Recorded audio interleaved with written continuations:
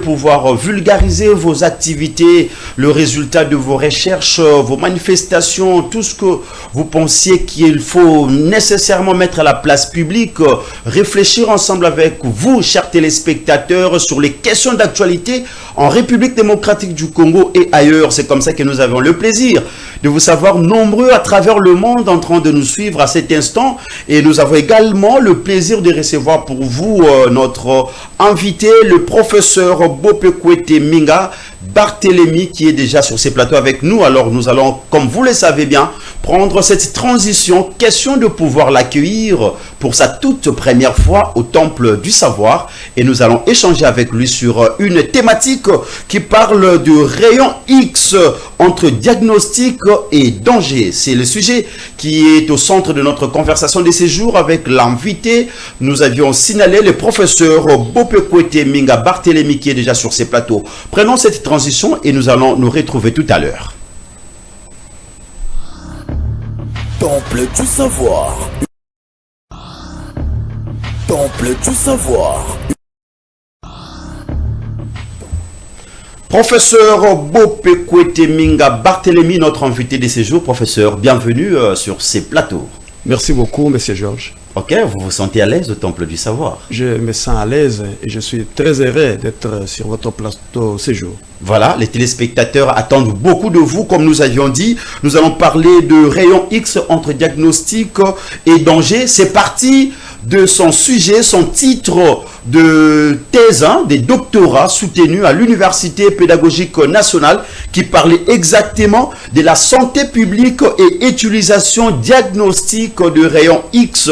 Proposition de rémédiation pédagogique des radioprotections pour l'optimisation de la sécurité en République démocratique du Congo. Alors le professeur Bopekwete, il est spécialiste en santé publique, docteur en didactique des sciences de santé, orientation, santé et environnement. Il est enseignant à l'Institut supérieur technique médical de Kinshasa et dans d'autres établissements universitaires de la ville-province de Kinshasa et à travers la République démocratique du Congo. Je pense que professeur, c'est réellement ce que vous êtes. Exactement. Voilà, c'est avec lui que nous allons échanger aujourd'hui. Alors, comme je l'ai signalé, vous venez de soutenir votre thèse de doctorat à l'UPN. Comment vous vous sentez dans cette peau de docteur aujourd'hui? Oui, je suis heureux d'abord, je vous ai dit, d'être devant vous sur votre plateau en qualité de docteur. J'ai travaillé sur un thème pertinent parce que c'est un thème qui préoccupe réellement la population. Okay. Et je suis très fier parce que les résultats de cette thèse apportent une solution à un problème crucial qui préoccupe la population aujourd'hui. Une solution à un problème crucial. Comment d'abord vous pouvez faire comprendre au grand public ce qu'a été votre thématique de la thèse à un français aussi simple, compréhensif? Qu'est-ce que vous pouvez dire à ces téléspectateurs qui nous suivent? Oui, le thème était le suivant: santé publique et utilisation diagnostique des rayons X, proposition de rémédiation pédagogique et didactique dans l'enseignement des radioprotections pour l'optimisation de la sécurité en radiologie conventionnelle. Il s'agit de quoi? Il s'agit d'évaluer les déphasages entre l'utilisation diagnostique des rayons X et la santé publique. Pourquoi? Parce que aujourd'hui, il se passe un problème. Quel est ce problème? Il y a un déséquilibre entre l'utilisation diagnostique des rayons X et la santé publique. Et ce problème a été identifié grâce à un diagnostic qui a été réalisé sur les pratiques des radioprotections. À l'issue de ce diagnostic, nous avons constaté qu'il y a des lacunes manifestes dans ces pratiques. Voilà pourquoi nous avons cherché la cause de ces problèmes pour ainsi proposer des solutions. Vous parlez des rayons X. Qu'est-ce qu'il faut comprendre exactement de rayons X, mais aussi de radioprotection? Merci beaucoup, monsieur Georges. Ça semble être imaginaire et un peu flou auprès des téléspectateurs, un rayon X. Oui. Ça veut dire quoi exactement? Oui, d'ailleurs, je m'en vais vous dire que les rayons X ont été découverts depuis 1895 par un physicien allemand, Röntgen. Dans la même semaine, il a réalisé la première radiographie sur la main de son épouse, à l'issue de laquelle on a visualisé, on a vu les os de la main et leur alliance. À partir de ce moment-là, les rayons X ont commencé à être utilisés en radio pour le diagnostic de maladies. Voilà. Et jusqu'à ce jour, les rayons X sont irremplaçables. Mais une chose, ces rayons X causent des ennuis à la santé. Sont un couteau à double tranchant. Ah bon? D'un côté, ils vous donnent ce que vous recherchez, Oui. un diagnostic pour trouver la cause de la maladie. De l'autre, ils vous créent des ennuis. Alors, comment, en dépit de leur utilisation, on peut penser à la protection de l'environnement et de la population? C'est en mettant en pratique les mesures de radioprotection. Ce sont les mesures de radioprotection qui feront en sorte que les risques liés aux rayons X soient minimisés lors de l'utilisation diagnostique. Ok, donc c'est pour diminuer les risques qu'on met en place la radioprotection. Radioprotection. Est-ce que vous pensez que, comme nous pouvons le dire, les rayons X constituent aujourd'hui un enjeu majeur dans la santé publique? Exactement. Je vous dis que les rayons X ne sont pas seulement utilisés pour le diagnostic, sont aussi utilisés pour la thérapie. C'est là qu'on parle de radiothérapie, pour le traitement de certaines tumeurs. Et vous comprenez que l'utilisation des rayons X est majeure. Ils sont irremplaçables, je vous ai dit. Irremplaçables. Irremplaçables. Et comme ils sont irremplaçables, oui, nous devons continuer à les utiliser à bon escient. Comment? En mettant en place les mesures qu'il faut pour protéger et les patients et l'environnement et le personnel de santé. Mais la médecine moderne, il a quoi comme avantage, diagnostic en médecine moderne? En médecine moderne, qu'est-ce que l'étude relève comme avantage? Merci beaucoup. Je vous dis que grâce aux rayons X, on peut diagnostiquer plusieurs maladies. Et aujourd'hui, il y a des maladies qui nécessitent que les recours aux rayons X pour leur diagnostic. Voilà pourquoi je vous dis qu'ils sont irremplaçables. Et les rayons X servent aussi en radiothérapie, donc pour le traitement de certaines tumeurs. Mais ici, nous parlons, n'est-ce pas, d'un thème spécifique, ouais. L'utilisation des rayons X en radiologie conventionnelle. Je pense, vous me poserez la question sur ce sujet, pourquoi j'ai choisi la radiologie conventionnelle. Qu'est-ce qui vous a motivé exactement pour épingler cette thématique? Voilà, je vous dis que la radiologie conventionnelle, parce que la logique veut que la technique vous puissiez partir d'un constat. C'est une technique ancienne, simple, n'est-ce pas, oui, qui est accessible à presque toute la population. Et cette technique est réalisée au niveau opérationnel, au niveau intermédiaire et même au niveau central. Alors, au regard de l'ampleur de la demande, des examens qui cadrent avec la radiologie conventionnelle, je me suis dit que dans cette technique, il y a une production intense des rayons X. Voilà pourquoi nous avons pensé qu'il fallait, n'est-ce pas, réaliser une étude pour diagnostiquer d'abord les pratiques de radioprotection en radiologie conventionnelle et voir des pistes de solutions qu'il faudra proposer en cas d'identification d'un problème. Et le problème a été identifié. Je vais même vous donner, si vous le voulez, les conclusions de mon étude.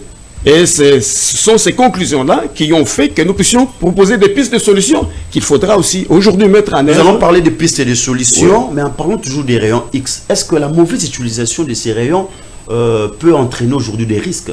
Est-ce qu'il y en a? Oui, les risques sont nombreux. Je m'en vais d'ailleurs vous dire que aujourd'hui, le monde habité a beaucoup de problèmes environnementaux. Parmi ces problèmes figurent les réchauffements climatiques. Et toutes les réunions des nations qui se tiennent aujourd'hui prennent des résolutions. Et ces résolutions qui sont mises en place cadrent avec les mesures de radioprotection pour la lutte contre les radiations naturelles. Je vais vous donner un exemple. La première résolution était la lutte contre la production intense des gaz à effet de serre. Vous connaissez les gaz à effet de serre, ce sont les gaz qui ont un impact négatif sur la couche d'ozone. Et pourquoi on doit protéger la couche d'ozone? C'est pour éviter d'exposer la population contre l'irradiation naturelle, les rayons ultraviolets solaires, qui créent aussi des maladies telles que la cataracte, qui a été enregistrée dans notre population pendant beaucoup d'années, et jusqu'à ce jour.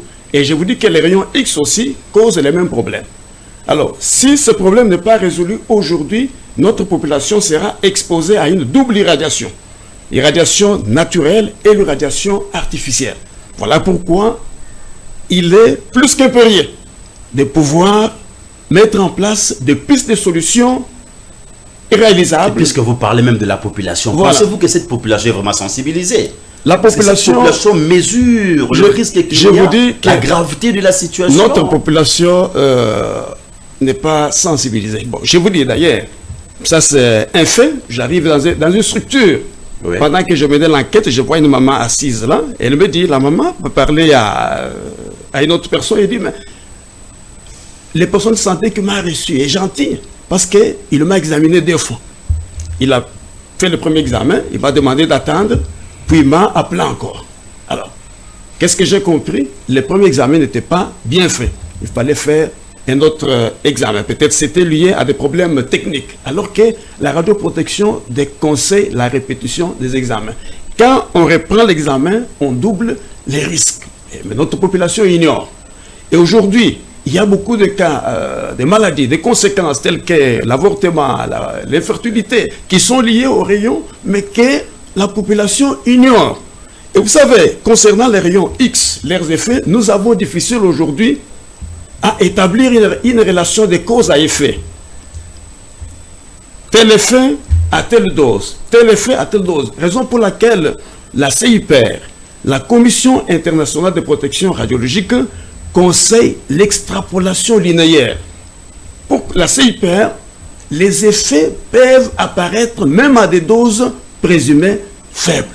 Voilà pourquoi les mesures de radioprotection doivent être mises en exergue pour renforcer pour protéger la population. Et la protection, ce n'est pas seulement pour la population. La protection concerne et le personnel de santé eux-mêmes, concerne le patient et concerne toute la raison pour laquelle nous parlons de la santé publique. Nous voulons que l'utilisation diagnostic des rayons X puisse être pour la promotion de la santé publique. Qu'il n'y ait pas de phasage entre l'utilisation des rayons X et la santé publique. Nous voulons qu'il y ait un équilibre. Et cet équilibre, c'est nous qui allons le créer grâce à la mise en œuvre des résolutions que nous avons pu proposer. Quelle est la méthode que vous aviez utilisée pour arriver à bien mener votre recherche? Merci beaucoup, Georges. Je vous ai dit que je fais le diagnostic sur les pratiques de radioprotection. Alors, ces diagnostics devaient porter sur les principes de la CIPR. Quels sont ces principes? Il y a l'optimisation, il y a la justification. Okay. Alors, l'optimisation doit être observée par les personnels de santé radiologues. L'optimisation signifie recourir à une dose faible pour un bon résultat, tout en préservant la qualité, mais les radiologues doivent faire recours à une dose raisonnablement faible. Mais ce n'est pas ce que j'ai vu. Qu'est-ce que vous avez Les doses utilisées sont très élevées, que ce soit chez les enfants, que ce soit chez les adultes. Alors, comment je me suis rendu compte? Je pouvais prélever dans chaque service les paramètres radiophysiques utilisés. La distance, foyer-peau, la tension en kV et les milliampères secondes, quantité en unité de temps. Grâce à ces paramètres, je pouvais calculer la dose à l'entrée du corps en milligray. Et je compare cette dose avec les niveaux de référence diagnostique de la CIPR grâce à un test statistique pour voir si la différence est statistiquement significative ou statistiquement non significative. Alors, dans la plupart des cas, la différence était très significative, c'est-à-dire, dans nos services, les doses produites s'éloignent sensiblement des normes de la CIPR. Oui, nous ne cherchons pas la perfection, Oui. mais nous voulons être proches de ce qui est acceptable. Exactement. Parce que les niveaux de référence des dons signifient qu'il faut être proche des normes établies. Mais quand on s'éloigne sensiblement des normes Il étables, y a un risque vraiment. là c'est trop Un grave. grand danger. Voilà. Alors que les peuples du monde entier ont un dénominateur commun. Vous connaissez ce dénominateur commun? C'est la santé. Nous devons aussi considérer la santé ici chez nous au même titre que sous d'autres cieux. Ne pas chercher la perfection, mais faire des efforts pour être proche de ce qui est acceptable pour le bien-être de la population, des malades et même des personnels de santé. Mais est-ce qu'il y a des effets biologiques, des rayonnements ionisants sur l'organisme humain au regard de tout ce que vous dites? Exactement.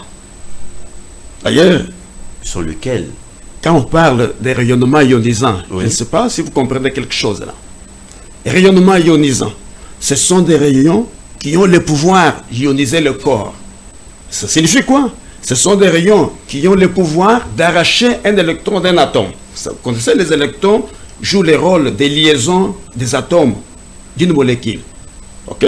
Quand un atome perd son électron, cet atome devient chargé positivement, devient mobile, comme une personne enflammée. Alors, cette mobilité imposée là crée des dégâts. Et c'est au niveau de la cellule. Vous connaissez ce que c'est que la cellule? La cellule, c'est la plus petite unité vivante du corps. Grâce à la cellule, nous avons l'organisme. L'ensemble des cellules forment les tissus. Pour que le tissu soit un tissu sain, il faut que les cellules soient saines. L'ensemble des tissus forme un organe. L'ensemble d'organes, un système. L'ensemble des systèmes, l'organe. Vous voyez que tout est pour atteindre l'organisme, tout est parti de quoi? De la cellule. Ok? Alors, cette ionisation-là peut aussi, au niveau de la cellule, interrompre la chaîne de l'ADN. Alors que l'ADN a plusieurs fonctions, parmi lesquelles le fonctionnement et la régulation de la cellule. Alors, si cette chaîne-là est interrompue, voilà, la cellule va connaître beaucoup de problèmes. Il peut y avoir mort cellulaire. C'est là qu'on parle, n'est-ce pas, des effets non stochastiques. Il peut y avoir, n'est-ce pas, des effets à long terme, comme des cancers, mutations génétiques, leucémie et des troubles, n'est-ce pas? Oui, parce que je voulais vous demander de façon palpable quelles sont les maladies que nous pouvons constater qu'il y a un souci à ce niveau. Voilà. Je vous dis que les rayons ont les effets cumulatifs. On peut vivre les effets à long terme comme les cancers. Ok. Toutes sortes de cancers. Toutes sortes de cancers. Toutes sortes de cancers. On peut assister à des mutations génétiques qui peuvent se transmettre aux autres générations. C'est le cas même à Hiroshima. Jusqu'à ce jour, il y a des enfants qui continuent à naître avec des malformations congénitales. Oui, grâce au rayonnement ionisant. Okay. Nous ne voulons pas, nous, ici chez nous, vivre la même chose. La même chose. Voilà. Voilà pourquoi. Il faut prévenir. En tant que chercheurs, il faut alerter. Nous voulons sensibiliser identifier le problème. Voilà. Le problème est proposer des pistes de solutions réalistes pour le bien-être de notre population. Pour le bien-être de notre population, comment, selon vous, nous pouvons concilier l'efficacité diagnostique et sécurité radiologique? Vous êtes spécialiste expert en ça. Oui. Comment concilier? Comment concilier?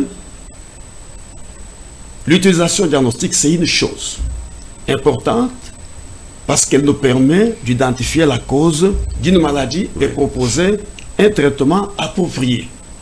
Ok? Oui. Alors, pour que cette utilisation, pour que l'utilisation diagnostic des rayons X, n'est-ce pas, ne crée pas des effets sur la santé de la population, les mesures de radioprotection doivent être respectées. Quelles sont ces mesures? Il y a l'optimisation qui doit être respectée par les personnels de santé radiologues. Il y a, en dehors de l'optimisation, il y a la justification qui doit être observée par les personnels de santé non radiologues, qui est demandeur d'examen. La justification signifie quoi? Signifie ne recourir à l'examen irradiant que lorsqu'il n'y a pas d'alternative. Mais ce n'est pas ce qui se passe aujourd'hui. N'est-ce pas? Pour la même cause, alors qu'il y a des solutions ailleurs, on propose un examen irradiant avec toutes les conséquences qu'il y a. C'est ce que vous avez constaté sur le terrain. C'est ce qu'on a constaté. Okay. Et nous voulons dire aux demandeurs d'examen que demander un examen injustifié, c'est au détriment de leur propre santé. Parce qu'il y a une dose reconnue par les CIPR concernant le personnel de santé non radiologue. Ce sont des personnels de santé de catégorie B, 5 millisieverts. Pour les personnels de santé professionnellement exposés de catégorie A, 20 millisieverts. Mais avec ce qui se passe aujourd'hui, des doses limites. Ils sont au-delà, on peut être au-delà de ces doses, avec les conséquences qui en découlent.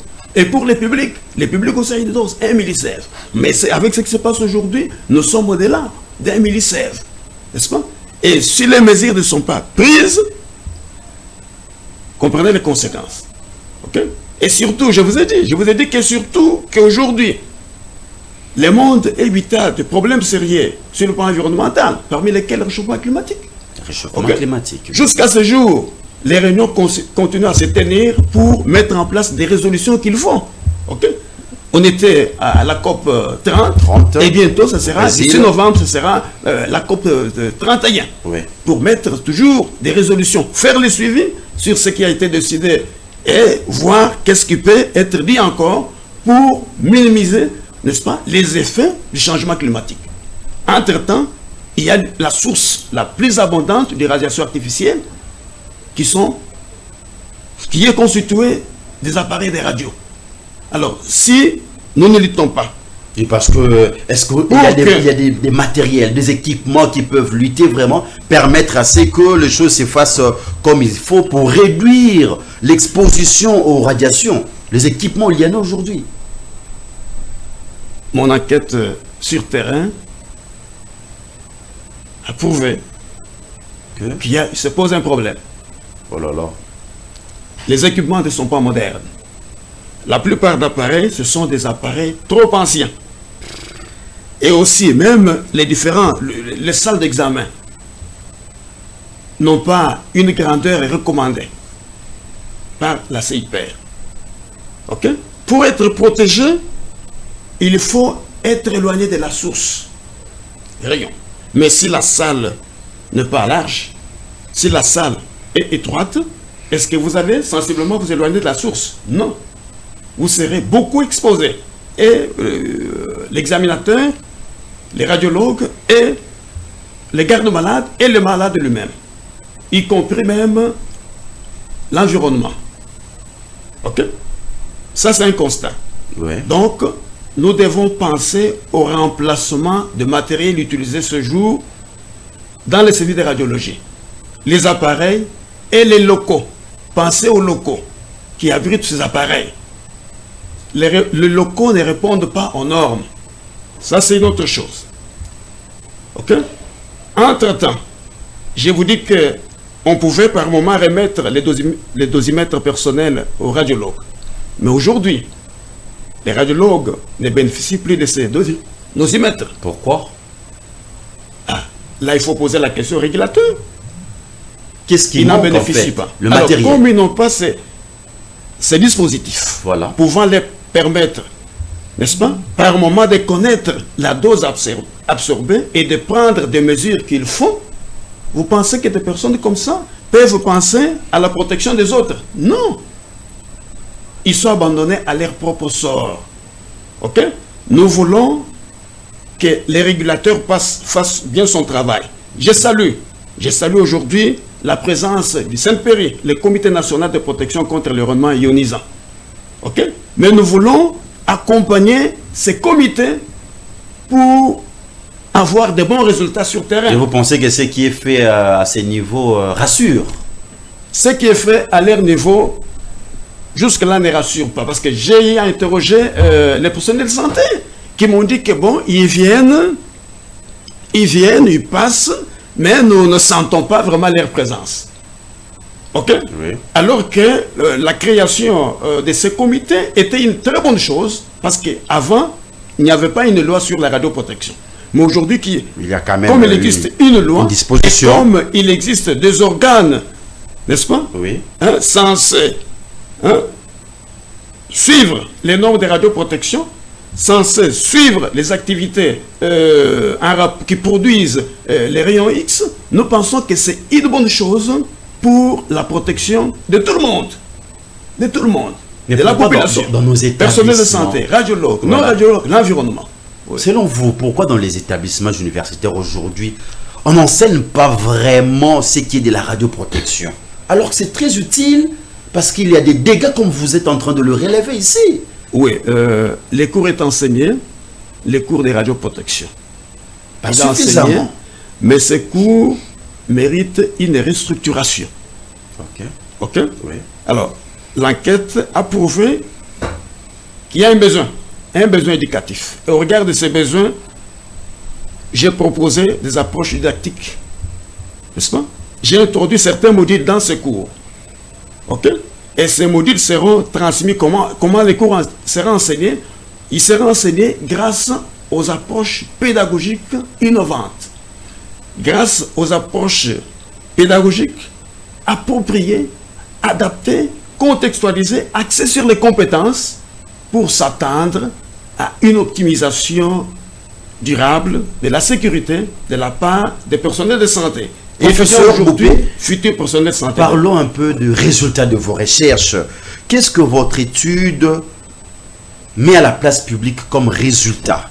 Qu'est-ce qu'elle propose pour arriver maintenant à améliorer la sécurité en radiologie conventionnelle? Pratiquement, l'apport de votre travail doctoral, c'est quoi exactement dans la vie de la population congolaise et en général dans le monde? Parce que le problème ne touche pas une nation et laisse une autre. C'est un problème généraliste. Et votre étude est très très capitale. C'est pourquoi les téléspectateurs veulent savoir aujourd'hui ce que vous avez apporté comme un plus, comme contribution scientifique. Oui. Ma recherche a identifié des choses. C'est laquelle l'insuffisance des approches pédagogiques et didactiques dans l'enseignement des radioprotections constitue aujourd'hui un facteur de risque majeur en radiologie conventionnelle. OK? Et que la mise en œuvre des approches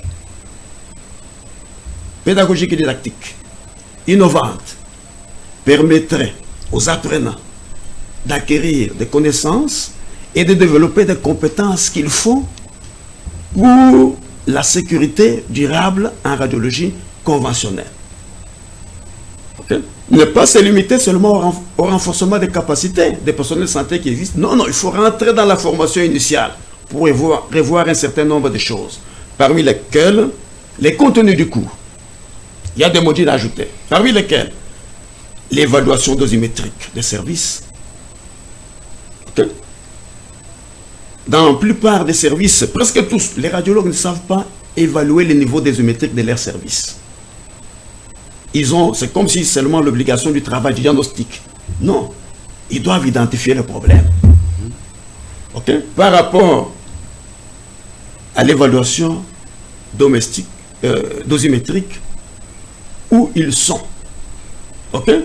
Dégager l'écart entre ce que devait être la situation et ce qu'elle est. De manière à ce que, okay, quand l'équipe qui est censée, n'est-ce pas, contrôler les services, okay, qui est censée contrôler les services, passe, au cas où ces services passent, ils seront à même de brandir le problème. Voilà là où nous en sommes. Voilà. Okay? Au regard de ce problème, nous avons besoin des solutions. Okay? Sans solution, on peut arriver même à fermer les services pour le bien-être de tout le monde, pour le bien de tout le monde. Okay? Ils ne savent pas évaluer. Alors, évaluer, c'est une chose. On peut évaluer, on connaît les niveaux dosimétriques, mais il faut mettre un jugement de valeur pour dire est-ce que nous sommes dans les bons ou il y a des choses qu'il faudra corriger. Alors, pour répondre à cette question, il faut comparer son niveau dosimétrique avec les seuils de la CIPR. Okay? La CIPR donne une liste des examens courants, des examens, n'est-ce pas, le plus demandé dans ces services, presque partout, à tous les niveaux, au niveau de la base, donc au niveau opérationnel, au niveau intermédiaire et au niveau central. Toute une liste des examens demandés. Et pour chaque examen, chez des adultes, tout comme chez les enfants, la CIPR donne une dose à l'entrée du corps, en milligrammes.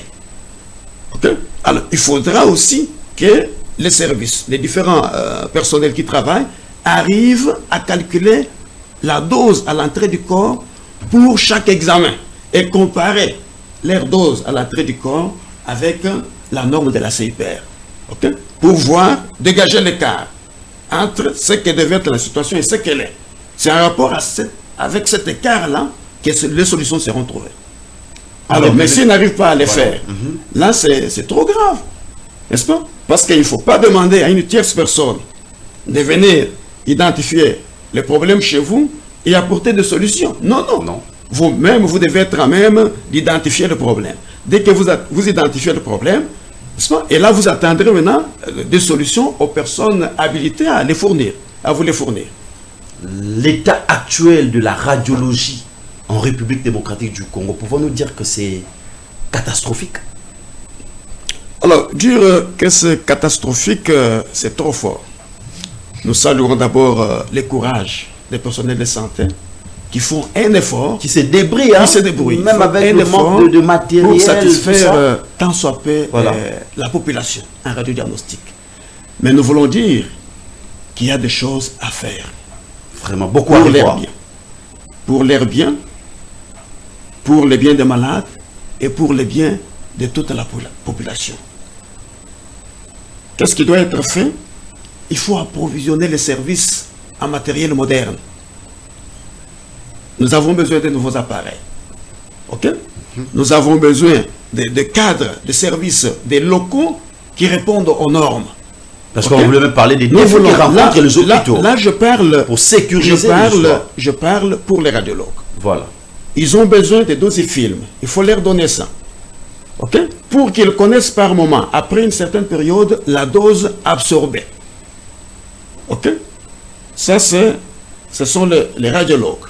Et il faudra que les services, les appareils qu'ils ont, leur permettent de produire la dose la plus faible pour un bon résultat. Imaginez, un demandeur qui est médecin, autre, demande un examen de radio, et les radiologues qui sont dans les services doivent lui produire un bon résultat. Et ces résultats-là, il doit lui les produire à quel coût? Parce que là, imaginez qu'il sélectionne une dose faible. Et cette dose faible-là ne lui donne pas un bon résultat. Un bon résultat. Va-t-il envoyer ce mauvais résultat? Non. Non. Il va chercher à produire un cliché interprétable, protocolable. Comment? En allant au-delà de normes pour produire un bon résultat. OK? Et ce bon résultat est produit à quel coût? Un coût élevé sur le plan dosimétrique qui porte atteinte à sa propre santé, santé de l'exécutant, les personnels de santé, radiologue qui a fait l'examen, qui porte atteinte aux malades et qui porte atteinte aussi aux demandeurs et à l'environnement, donc au public. Ça, c'est du côté radiologue. Voilà. Du côté, l'autre côté, demandeurs d'examen, oui. Ils doivent scrupuleusement observer la justification. La justification signifie quoi? Ne recourir à l'examen urradien que lorsqu'il n'y a pas d'alternative. OK? Lorsqu'il n'y a pas d'alternative. Okay. Mais s'il y a une autre alternative, OK, qui peut nous produire un diagnostic, oui. pour un traitement approprié, il faut se limiter là. N'est-ce pas? Il faut ne pas recourir à ça. À l'examen radiant pour d'intérêts égoïstes, pour d'intérêts... non. Là, c'est dangereux. Dangereux au regard des ces gens de pratiques profitent de la production invisible. C'est profitable en fait. Oui. Encore, il faut recourir en ça, alors que ce n'est pas une nécessité. Pourquoi en faire? Oui. Vous savez que les malades, par moment, est appelé client. Oui. Au niveau des structures de ça, il est appelé client. OK? Un client qui s'ignore, il vient chez vous pour que vous puissiez apporter des solutions à son problème. Il vient avec ses plaintes. Il donne ses plaintes. Les personnels de santé associent ces plaintes à une cause. par un diagnostic de présomption. Il imagine ça peut être ceci. OK? Après, il dit, pour confirmer ou infirmer mon diagnostic de présomption, il faudra faire X, Y examens, parmi lesquels l'examen des radios. Et cet examen des radios-là n'est pas gratuit. On doit payer de l'argent. OK? Mais si l'examen n'est pas justifié, qu'est-ce qui va se passer? Le malade perd sur le plan financier, parce qu'il doit gaspiller de l'argent. Entre-temps, il est irradié, n'est-ce pas? Sans cause valable. Oui. OK? Et imaginez, on va même plus loin, l'examen non justifié peut nécessiter même encore un examen de contrôle. Et le malade reste ignorant de tout ça. Reste ignorant. OK? Nous disons qu'il faut arrêter cela, car cela ne favorise pas la santé publique. Car cela, cette façon de faire des choses, est au détriment de la santé, de la population, de la santé des malades et de la santé des professionnels de santé, toutes catégories confondues. Par rapport à ces constats, par rapport à ces résultats, on peut se poser, quel a été votre champ d'action? Vous étiez sur terrain, juste les constats étaient faits à Kinshasa ou dans certaines provinces, ça existe également. C'est un problème généraliste ou juste particulier pour la ville-province de Kinshasa? Votre action d'étude? Oui, merci beaucoup, Georges. Mon étude a concerné la République démocratique du Congo. J'étais au site Kivu, j'étais dans le Congo central et j'étais dans la ville-province de Kinshasa. Ok. Ok? Oui. Alors, à ce titre, vous voyez, je me suis référé à l'ancien découpage, hein, quand le pays avait 8 provinces, plus la ville-province de Kinshasa. Donc, il y avait des blocs, hein, Est, Ouest, puis la ville-province. Oui. L'Est était représenté, l'Ouest était représenté, puis la ville-province. Okay? Alors, à ce titre, nous avons pensé que nos données ou nos résultats pouvaient bénéficier d'une extrapolation nationale. Donc, nous avons travaillé pour toute la République et ces résultats sont les résultats représentatifs de toute la République. Voilà, mesdames et messieurs, je vous rappelle que nous sommes sur ces plateaux avec le professeur Bopekwete Minga Barthélémy. Il est spécialiste en santé publique. Nous échangeons autour de notre thématique rayon X entre diagnostic et danger. Nous allons prendre cet élément, c'était juste lors de sa soutenance publique de la thèse, la soutenance publique de sa thèse de doctorat à l'Université pédagogique nationale, un travail intéressant qui a porté sur la santé publique et utilisation diagnostic de rayon X, proposition de remédiation pédagogique des radioprotections pour l'optimisation de la sécurité en République, à la sécurité sanitaire en République démocratique du Congo. Nous allons prendre cet élément pour vous faire vivre l'ambiance qui a régné lors de cette soutenance publique de la thèse de doctorat du professeur Bopé. Et nous allons revenir sur ces plateaux pour continuer à échanger avec notre invité du jour. Temple du savoir. Temple du savoir.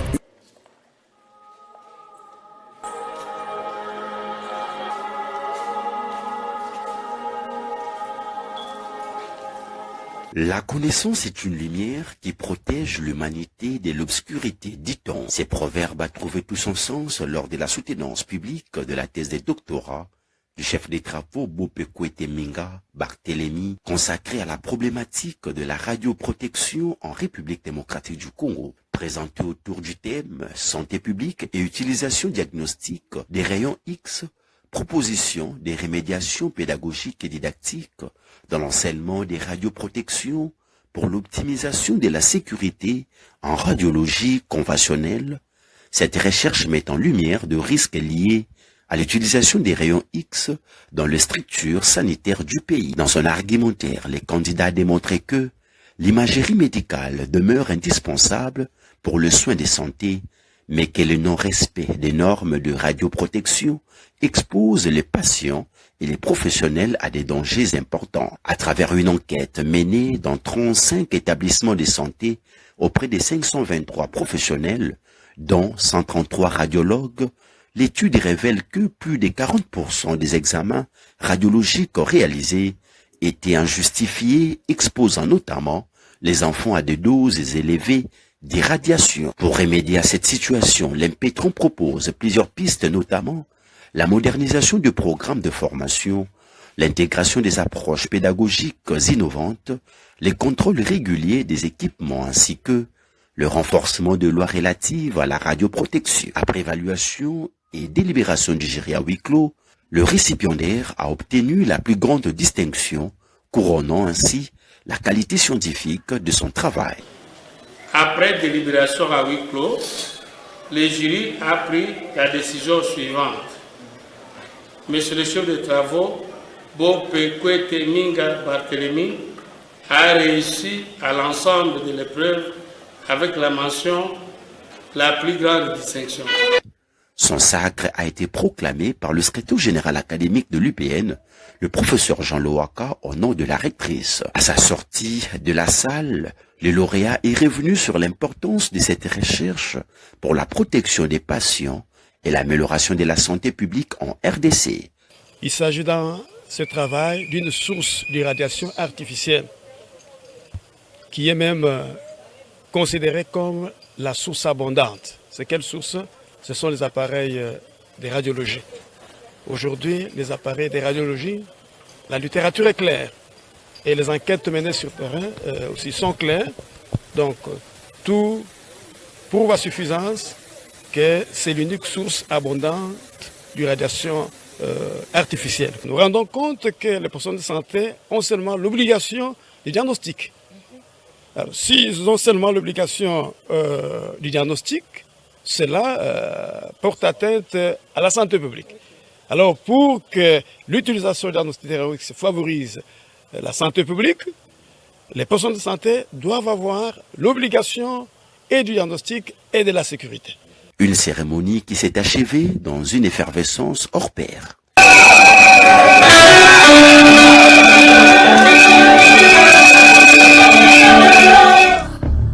Temple du savoir.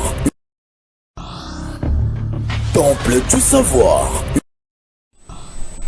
Voilà, mesdames et messieurs, là vous venez de suivre ce qu'a été la cérémonie de soutenance publique de la thèse de doctorat du professeur Bopé. Et c'est la plus grande distinction, la mention obtenue après évaluation et délibération du jury à huis clos. Alors le professeur, nous sommes avec vous et nous continuons. Vous aviez dit ici, vous avez relevé quelques soucis constatés partout où vous êtes passé dans les différentes provinces. Alors pour décanter la situation, qu'est-ce que l'État doit faire exactement? Merci, M. Georges. Au regard du constat fait, nous avons besoin de l'accompagnement de l'État. D'abord dans la vulgarisation du nouveau programme. Au regard de son contenu riche. Okay? Et nous voulons que le cours de radioprotection soit un cours transversal. Parce que nous voulons que notre population soit informée de l'existence des rayons X, Oui. des effets associés à ces rayons et des mesures, n'est-ce pas, à prendre pour éviter les conséquences qu'il y a. Oui. Okay? Il ne faut pas que la population soit ignorante. Il ne faut pas que la radioprotection soit l'affaire des professionnels de santé. Non, la population doit en être informée. D'ailleurs, aujourd'hui, le traitement médical ne s'impose pas, il se propose. Madame, monsieur,